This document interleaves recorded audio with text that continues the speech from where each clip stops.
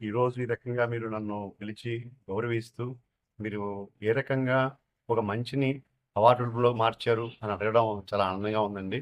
మేము ఐటీసీలో పనిచేస్తున్నాము. కానీ ఐటీసీలో ఒక కార్పొరేట్ కంపెనీ కావడం వల్ల కొన్ని నిబద్ధతలు, కొన్ని డెకరము, సీజీ అంటే కార్పొరేట్ గవర్నెన్స్ ఉంటాయన్నమాట. వాటిల్లో మేము ఇప్పుడు కూడా అఫీషియల్ స్పోక్స్‌మెన్‌గా బయట మాట్లాడకూడదు. అది నా డిస్క్లైమర్ అండి. మల్లాది వెంకటరామారావు గారు మీకు చెప్పేదేంటంటే, నేను ఏ కుటుంబం అయినా కూడా పిల్లల్ని కన్న తర్వాత ఓ నిబద్ధత పాటిస్తూ నిజాయితీగా తల్లిదండ్రులుంటూ, అదే రకంగా వారికి అవసరమైనటువంటి ఎన్విరాన్మెంట్‌లో ఎడ్యుకేషను, చక్కటి పుస్తకాలు, చక్కటి రచనా వ్యాసంగము, మంచి బుద్ధులు అలవాటు చేసినట్లయితే సమాజానికి వాళ్ళు ఖచ్చితంగా ఉపయోగపడతారు.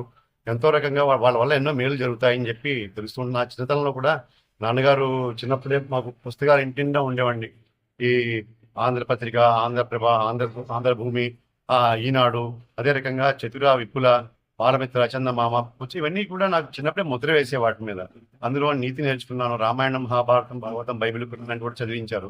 వాటిలో ముద్ర వేసుకుని నా అదృష్టం కొద్దీ ఈ ఇటుకేసి రాములు వారి గుడి అయితే అటుకేసి ఐటీసీ గుడి అంటారు. ఆ గుడిలో నేను చేరడం జరిగింది ఉద్యోగిగా.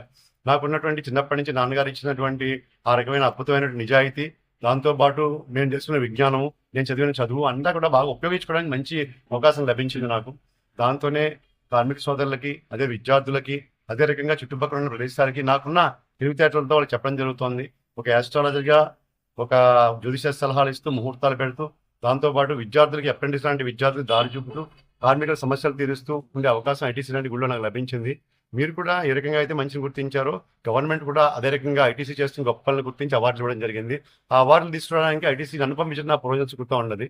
ఎంచేతంటే వెల్ఫేర్లో ఎక్కువగా వాళ్ళు అడుగుతారు ప్రశ్నలు. అది లేబర్ డిపార్ట్మెంట్ కాబట్టి, రామారావు వెల్ఫేర్ కాబట్టి పంపించారు నన్ను. అది నా ప్రొవిజన్స్కృతంగా భావిస్తూ ఐటీసీ కృతజ్ఞతలు తెలియజేసుకుంటున్నాను.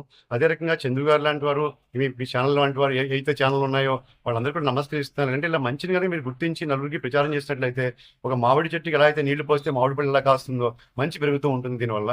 ఈ రోజు ఏ యాక్సిడెంట్ అయింది, ఆ దెబ్బలు జరిగి దొంగతనాలు అనే వార్తల కన్నా కూడా ఇటువంటి వార్తల్ని బాగా ప్రాచుర్యంగా మనం ప్రచారం చేస్తూ ఉన్నట్లు అదే పిల్లల్లోకి, పౌరుల్లోకి వెళ్తూ ఉంటుంది. వాళ్ళంతా చక్కగా మార్పు తెచ్చుకుని చక్కటి సమాజం మనం ఇవ్వగలుగుతాం. మిమ్మల్ని ఖచ్చితంగా ఈ విషయంలో అభినందిస్తున్నాను. ఎందుకంటే ఎక్కడో ఐటీసీలో ఒక చిన్న ఆఫీసర్గా పనిచేసుకుంటారు. నన్ను మీరు పిలిచి ఈ రకంగా అడగడం, దీన్ని ప్రచారం చేద్దామని ప్రయత్నం చేయడం అందరికీ కూడా ఎంతో ఉపయోగకరంగా ఉంటుందండి. ఎందుకంటే తల్లిదండ్రులు ఇచ్చినటువంటి మంచి మార్గాన్ని ఒక వ్యక్తి అవలంబించుకుని జీవితంలో అవలంబించి ఒక సంస్థకి, సమాజానికి అందిస్తే ఏ రకమైన గొప్పతనం వస్తుందో మీరు తెలియజేస్తున్నారు.